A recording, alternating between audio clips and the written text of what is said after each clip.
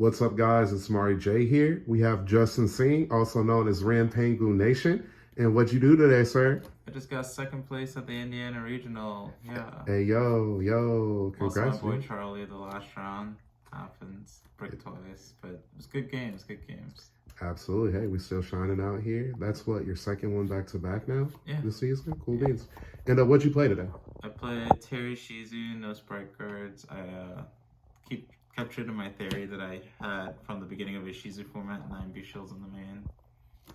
Yeah. Nice, awesome. Well, hey, let's hop right back into it. So you played, is it Tier Shizu today? Yeah, Tearlaments Ishizu. Excellent. All right.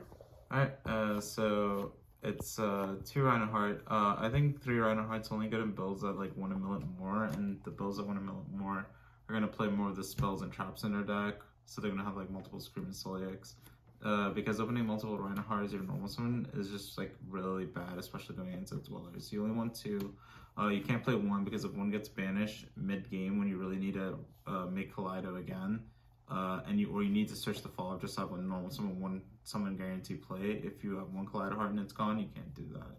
So 2 is the magic number for that reason. And then you max out on all diffusers. This all makes sense. Anything otherwise is just wrong. Ishizu cards, I did 3 Kelda, 2 Medora. This is a little unconventional. Everybody does 3 Medora usually, but without Gravekeeper's Trap, I thought Medora was just inherently just a neg 1. I just played the 2 because it's still like a shuffler that you just want to have to diversify with Keldo. But just opening it, just felt so bad like most of the time, so I just wanted it to just be a different card. Interesting. Were there any instances where you might have missed it? Not particularly, because the card I played instead was Kelbeck, and then in my opening hands, when I opened Kelbeck, it actually did something more. So the 3rd Kelbeck was the 3rd Medora, but I wanted to play a card that actually interacted for short in my opening hand against my opponent, and that's why I did no Agido gang. My deck is like a little non-conventional compared to like Jesse's build. Jesse like maxed out on all the Ishizu cards with the Agido, and he does that. My deck's point is to kind of hit you at the main choke points of the 3 fusion cards and just try to formulate their board going second into a Dweller more like better rather than try to profit more from milling. So the point of the Kelbeck is, yes, I can mill in like rogue matchups, but also it's just a hand trap. That's nice. And people say like if you're bad, you're gonna play in a Kelbeck. But there are instances where you just can't play around Kelbeck, where you can just hold it and just still get a guaranteed playoff. Like if they go Sharon effect, then they go normal Rhino, dump a guy, you can go like Beast Shield, you can go Kelbeck, chain Beast Shield, and then bounce the Sharon back to hand. And then they can't make Redura there. And you shut off like their main axis of play, and they have to have a Beast Shield to follow up, but then there's nothing in the grave. So yeah, Kelbeck's like really nice. So that's it for like those engine cards. So I did something also kind of cool at the regional too. So we played the 4 planets as usual, and I wanted to see planet and instant fusion a lot more. That I play Pot of Prosperity in my deck. So this is a little different. I was doing Desires before, but I figured that Prosperity is actually better. People are gonna be like, oh, you don't want to really banish from your extra deck, but again, that's not really true depending on the instance. So in your opening hand, usually when you brick and tear, it's because you're missing like 1 piece of the puzzle. Like you may have like Keldo, Soliak, Scream, something. So if you had a Kelbeck, your hand was playable, etc. So Pot becomes like a glorified upstart, essentially. It becomes like 1 of any card in your deck. So you're essentially playing 2 blanks and 38 cards, but not 30 in terms of milling, but just 30 in terms of like opening 5, which makes it like a lot more consistent. So it lets you see Planet more often, which is like the main benefactor of it, because if you see Planet going first with Dweller, you usually win the game. Or if you see Planet going second and your opponent doesn't have Planet, like you can usually break their board a lot better. So people are going to ask me like generally like what I would banish, depending on the matchup. If I know I'm playing against like the mirror match and I'm going first, I'm going to obviously take out the Zeus. And then depending on the rest of my hands, Baguska, and which Beast Shields I may not use. It's either Beatrice or Wallow, depending on the situation. And because your Redoer and Dweller may come up in specific instances. But yeah, you don't really want to take out your fusions or so. But the whole point is just like it becomes something else in your deck. It could also become talents both side. So yeah, I did 2 in the main deck, and then I did the one Scream, one Solic. This ratio everybody like hates me for, but I just don't want to ever like open these cards really. They kind of suck. Going second into Dweller especially. Solic's the only really cool one to open, like when you open Rhinoheart, like Shiren, but like that plays in the Kelback, so it's kind of like whatever.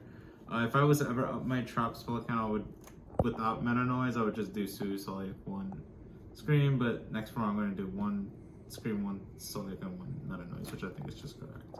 So that's it for like the tier engine, and then for my defensive cards, because I play 6 in this pile already, which are the Kelbecks and Hominuses.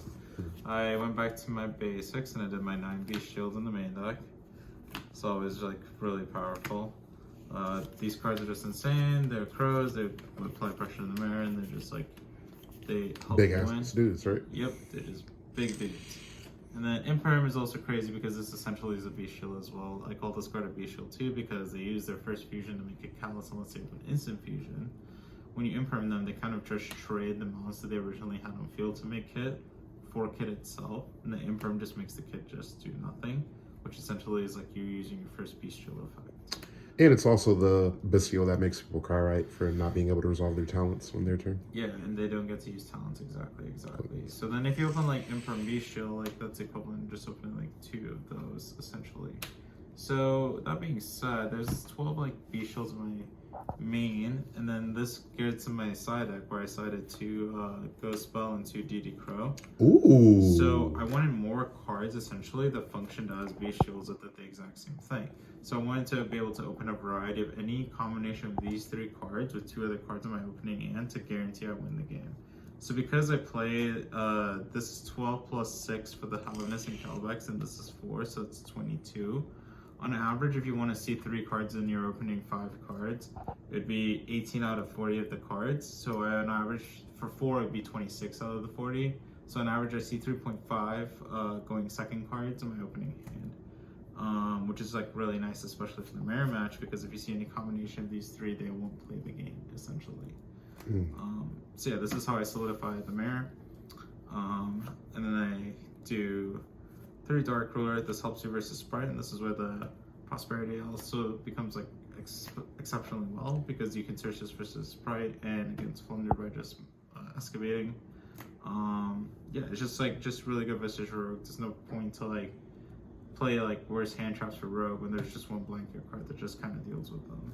I like that card. And then there were a lot of people that had aspirations of playing Sword Soul there today too, right? Correct, yeah, and like this card just like handles all of that. So this is like very just powerful versus any Rogue deck. And then I did 1 Banshee, 2 Zombie Roll. I still like this ratio because I played the Pot of Prosperity. So if I'm playing in the Featherstorm, I can like just add Zombie Roll directly because I essentially play 3 copies with the Terraforming. The Banshee is also really nice, just as the 1-of obviously, that you can send up Beatrice, but it's like almost hard to make Beatrice. But if you mill her, you basically make your board very resilient. You have like Solic, Bagooska, Predaplant, Zombie Roll, Banshee, and Grave. You kind of like win the game, and you need like kind of like 2 Zombie Rolls in rotation for that. But yeah, I played against 2 Flunder. This stuff was kind of nice. The rest of the sauce. Yeah, so I did 2 talents. I kind of wish I played 3, but I essentially wanted to play the 3rd Prosperity on my side. This was actually really nice. I just wanted more to make sure my going first was very consistent. So because I had the 3 pots and the 2 talents in my deck going first, now I was very likely to see Planet, which was like really nice, and I could play through multiple other hand traps because I have my defensive cards and being able to see those cards. And then I played Crime, another card you could just add off pot or so, and then the 1 Duster, because against Bracker decks, the pot's like most advantageous just to add Duster. It's between Duster and Heartbeat, and then Duster is just to blow out, because I'm more likely to see it because of the pots being able to do it for 60. But yeah, that's it for the deck. It's like very different from Jesse's. Like post side, when you go second, you'll have like 22 of your cards will be able to interact on your opponent's turn in the Tearlaments, which is very like different. And I play 40 cards, so it's 22 out of 40, 3.5 cards. His one's like kind of like just push through everything, try to generate as much advantage as possible. It's very different. That's right. Call him Justin 40 card Singh. Yeah. There's no other way. But yeah, shout out. So I like to shout out Opinion Games. I like to shout out Mario for doing this awesome video. Shout out Brett for like telling me to go to the regional.